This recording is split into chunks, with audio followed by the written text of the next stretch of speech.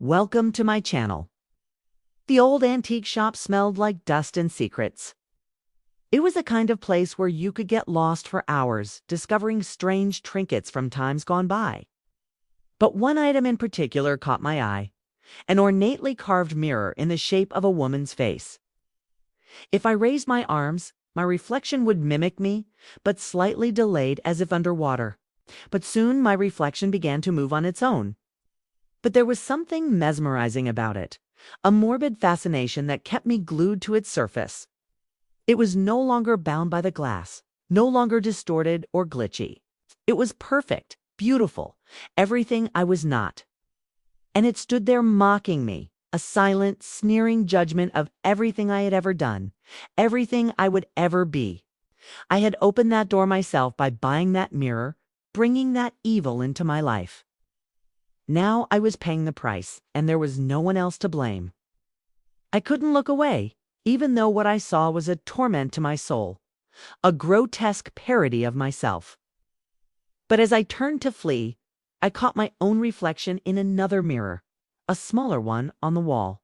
And in that instant, I understood the terror in my own eyes, the fear, the utter hopelessness of the situation. I was trapped in a nightmare of my own making, doomed to wander for eternity in this gilded cage of my own fears and failures. At first, it was just little things, a twitch of the nose, a slight tilt of the head. But then it started to get worse. My reflection began to scream at me, mimicking my worst fears.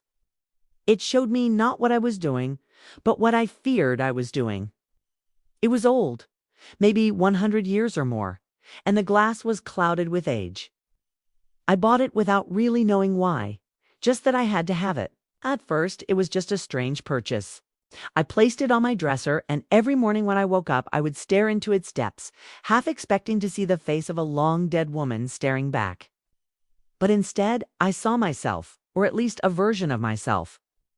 I tried to ignore it, but its taunts echoed my darkest impulses. My failures, my doubts, all the things I kept hidden even from myself.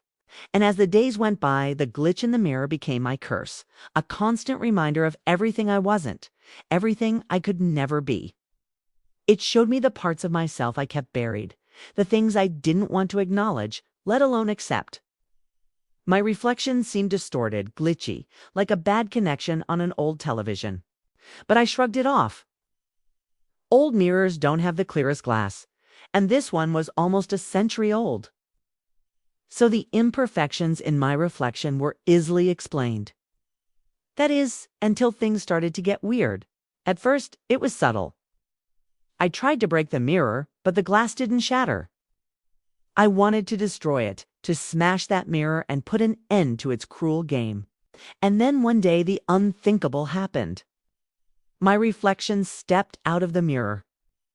And in that moment, I knew I had to escape, to run away from that mirror and all the darkness it represented. And the worst part, I knew I deserved it.